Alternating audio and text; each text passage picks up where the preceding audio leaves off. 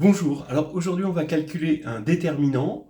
On va présenter même plusieurs méthodes pour calculer ce même déterminant, parce que ce qui est amusant quand même dans les déterminants, c'est toutes les ressources qu'on peut avoir. Et ici, c'est un déterminant lié à des polynômes de Lagrange. Je ne vais pas dire Lagrange vraiment, des pseudo-Lagrange, regardez. On se donne, comme pour Lagrange, n plus 1 éléments d'un corps, donc A0 jusqu'à A indice M, dans un corps K. Voilà. Bon, finalement, ça veut dire que le corps, il est cardinal supérieur à n plus 1, puisqu'ils sont deux anneaux distincts. Et on va se donner ces pseudo-Lagrange, c'est-à-dire le produit pour k différent de i, de x moins ak. D'accord? Voilà, ça c'est le polynôme PI, i allant bien sûr de 0 à m. Alors, tous les polynômes PI, i de 0 à m sont de degré m, et on va regarder le coefficient alpha ij en xj de pj. Bon, tout simple.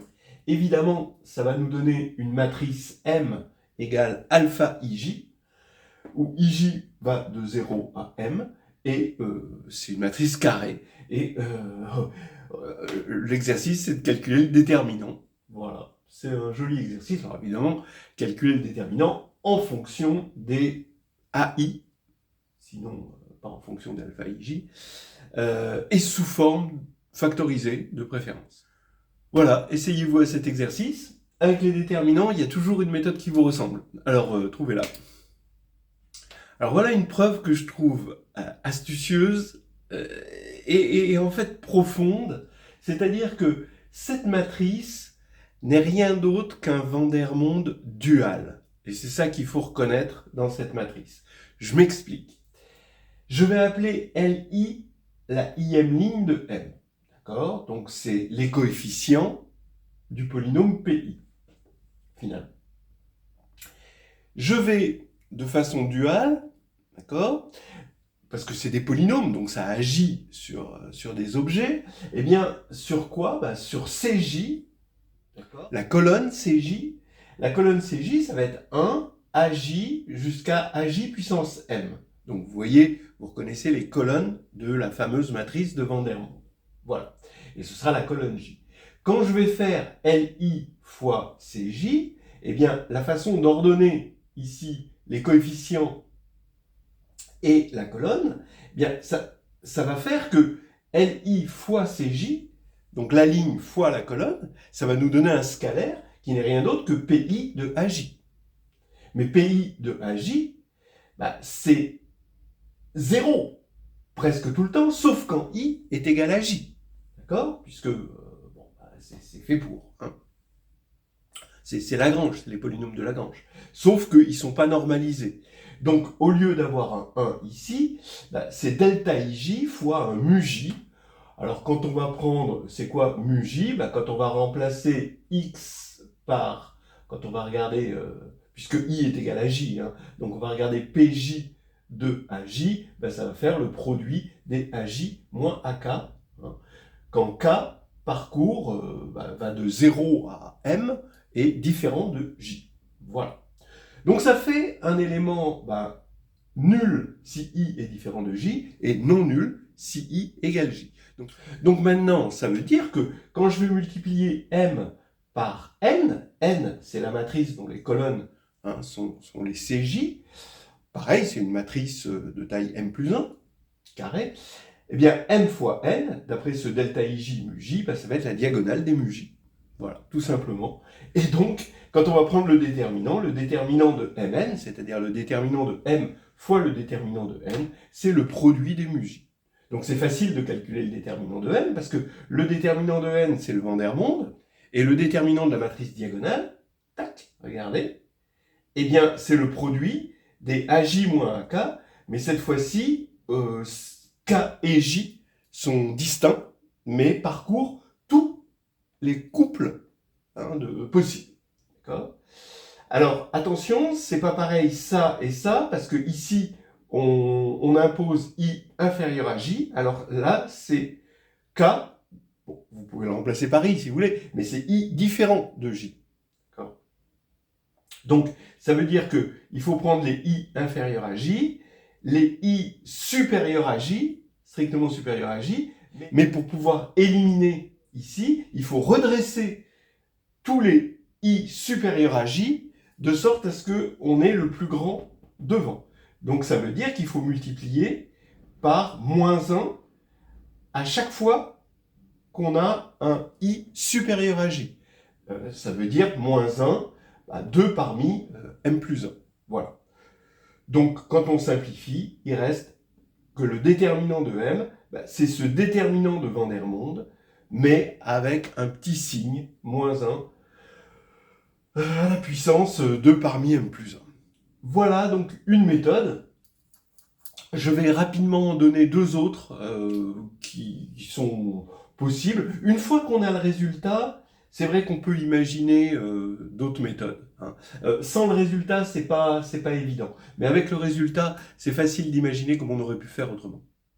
Alors, une autre méthode. Quand on voit le résultat, on se rend compte que quand on change les AI et qu'on les translate d'un même nombre, d'accord, eh bien, le résultat reste inchangé. D'accord. Ça veut dire, en gros, que m, c'est un polynôme en A0 jusqu'à AM, d'accord, ça c'est clair, que m c'est un polynôme en les AI, mais il est invariant par translation ici, c'est-à-dire que c'est la même chose quand je remplace les AI par AI moins T, où T est un élément de cas fixé. Bon, évidemment, hein, ça se voit au résultat. Donc on va partir de là, essayer de démontrer ça, ce qui n'est pas difficile parce que quand on regarde les PI, les lignes, hein, eh bien quand on va remplacer AK par AK moins T, ça revient à remplacer PI par PI de X plus T. Mais là, on a un Taylor, une formule de Taylor polynomiale, ici, qui nous donne P de X plus T en fonction de P de X. Voilà. Et ça va être les coefficients, finalement, de la matrice vue en ligne. Et ça veut dire, on se convainc assez facilement en faisant les dérivés. Bon, je passe un peu les calculs ici, mais bon, on a compris que la matrice que je vais appeler M de T, dont les colonnes sont CJM de T, eh bien, par rapport aux colonnes de M, eh bien, CJM de T, ça va être CJM plus des combinaisons des colonnes supérieures, d'accord? Et ce qui va faire que finalement, on sait que le déterminant est invariant hein, quand on remplace une colonne par cette colonne plus une combinaison linéaire d'autres colonnes. Voilà. Bon. C'est tout simple. Donc ça veut dire qu'on peut translater ici. Et qu'est-ce que je vais faire comme translation? Eh bien, je vais faire la translation pour t égale à 0. Comme ça, je me ramène au cas où A0 est égal à 0. Voilà. Et donc, il faut trouver un certain résultat, le même résultat ici, mais où A0 est égal à 0. Voilà. Et là, c'est facile, parce que si A0 est égal à 0, ça veut dire que P0, ça va être le produit ici des x moins AK quand K est différent de 0. Ça veut dire qu'en haut à gauche, je vais avoir le coefficient de degré 0. Évidemment, quand je remplace x par 0, ça va faire moins 1 puissance m, le produit des AI pour i différent de 0. Ici, je m'en fiche. Et pour tous les autres, eh bien, il y aura forcément les PJ, J différent de 0, il y aura forcément un facteur x, puisque ce sera x moins A0. Donc c'est x. Donc s'il y a un facteur x, ça veut dire que, oui, 0 est racine, et donc le coefficient ici est nul. Donc on va avoir que des zéros ici. Et ici, étant donné qu'on a x facteur d'un certain polynôme, mais qui est le polynôme correspondant si on avait éliminé A0, eh bien on a une récurrence, c'est-à-dire on a une matrice, mais à un niveau de récurrence plus bas, c'est-à-dire c'est la même matrice, mais pour les A1 jusqu'à AM. Donc on fait une récurrence, et quand on va calculer le déterminant, c'est ça fois ce déterminant qu'on a calculé, et puis bon, si on suppose ça par récurrence, Ça veut dire que ici, ce moins 1 puissance m va nous apporter globalement, dans notre formule, un moins 1 puissance 2 parmi m plus 1. Ensuite, on va avoir 1 jusqu'à m, et le produit ici par récurrence, mais là, pour i strictement inférieur à j, avec i différent de 0, évidemment. Et ça nous donne bien la formule qu'on voulait pour A0 égale 0, et donc, par translation, on a la formule générale. Voilà une autre méthode. Allez, je termine avec une troisième méthode, un petit peu plus savante. Donc la première, c'était astuce, mais pas tant que ça, en fait, dualité. Celle-ci, je l'aime bien parce qu'elle est proche des propriétés du déterminant et proche des propriétés des polynômes. À la fois, vous utilisez les propriétés fondamentales du déterminant, d'invariance du déterminant, et les propriétés des polynômes comme Taylor, la formule de Taylor polynomiale, quoi.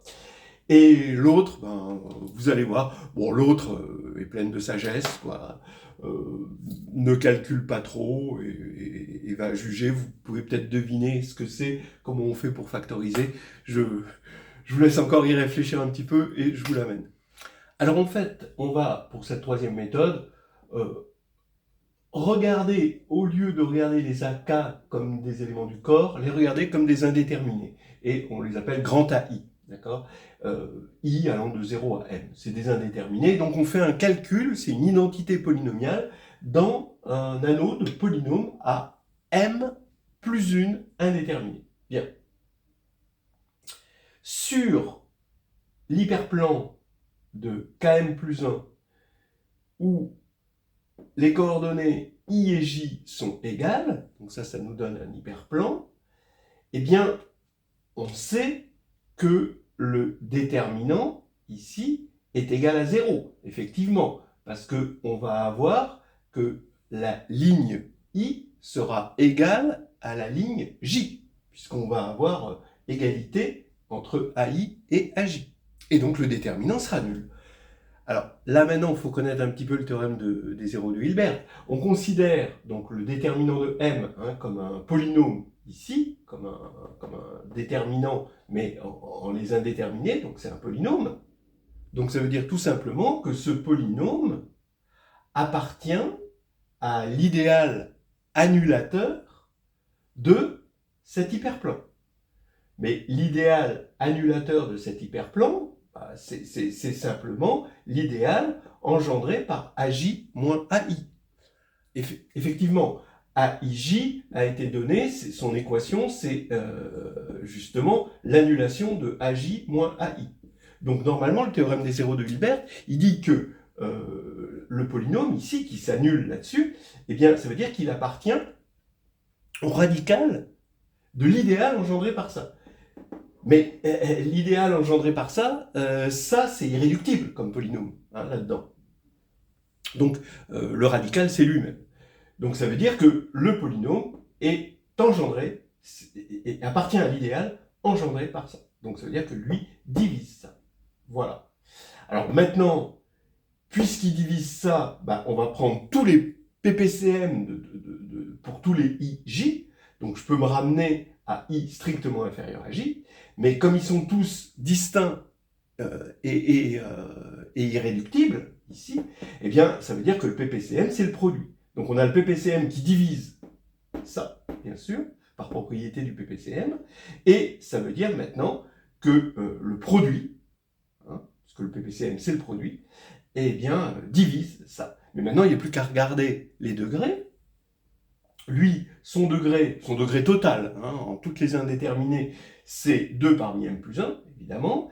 Et lui, quand on regarde la colonne C0 est de degré m, puis la colonne suivante est de degré m-1, etc., plus le degré 1 jusqu'au degré 0. Donc ici, on a les m plus une colonne, et ça nous fait aussi 2 parmi m plus 1. D'accord? C'est bien connu. Eh bien, comme on a égalité des degrés, quand on va diviser ça par ça, on sait que ça nous donne un polynôme, mais ce polynôme est constant, c'est lambda. Bon, après, il faut un peu se battre pour obtenir lambda. Il ne faut pas trop se battre pour obtenir que lambda c'est plus ou moins 1, mais il faut se battre pour obtenir que ce lambda c'est ça. Voilà. En tout cas, ça donne une jolie interprétation. Même si le calcul est moins fin, il est quand même... On voit la puissance du théorème des zéros de Hilbert ici. Et si vous l'avez oublié, c'est le moment de s'en rappeler. Si vous l'avez jamais su, eh bien, c'est le moment de le découvrir. Voilà. Allez, c'est terminé.